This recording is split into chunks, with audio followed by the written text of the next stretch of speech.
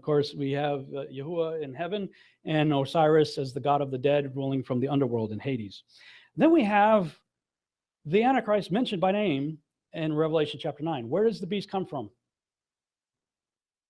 Open book test, right? We saw that, the bottomless pit. Beast comes from the bottomless pit. When is the bottomless pit opened? At the fifth trumpet, Revelation chapter 9. And they had a king over them, which is the angel of the bottomless pit, or messenger, whose name in the Hebrew tongue is Abaddon, and in the Greek hath his tongue Apollyon. Apollyon is just a derivative spelling of Apollo. Scripture just told you who the Antichrist is by name. Where he comes from, everything. Apollo. It's Apollo. Revelation 9:11. 9:11, interesting also. His number is 666. Well, we talked about his being 1/3 man. Man is a carbon-based organism, so it is the number of a man, right? 666.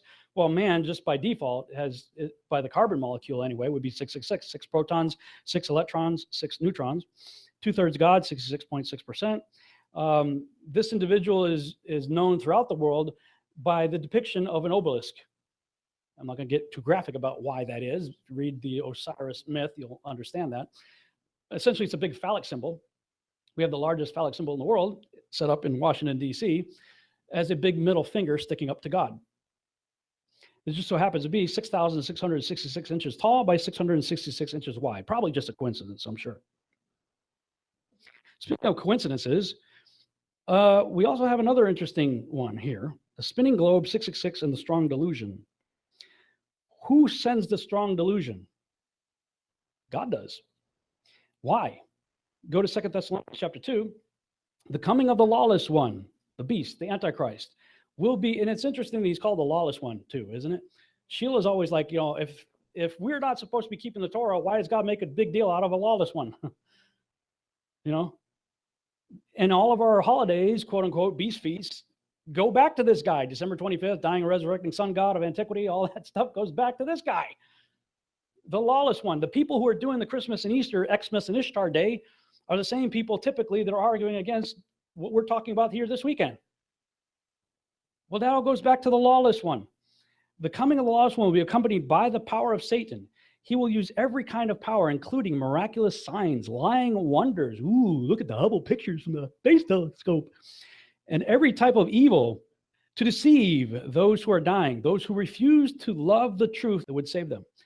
For this reason, for the reason of people not wanting to believe the truth, it says God will send them a powerful delusion so that they will believe the lie.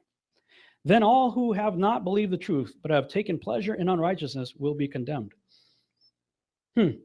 So much of the globe model, and I'm going to show you this to you in a minute, points to the number 666 over and over and over again. This is about the lawless one, whose number is 666.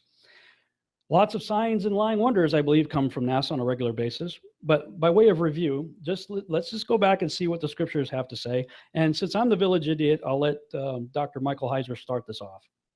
Proverbs 8, when he established the heavens, I was there when he drew a circle on the face of the deep. Circular. He made firm the skies above, so on and so forth. Here's an interesting one. He has inscribed a circle on the face of the waters at the boundary between light and darkness. How do you inscribe an orbit? Hold that thought. Let that one bounce around in your noodle for a while. We'll come back to it.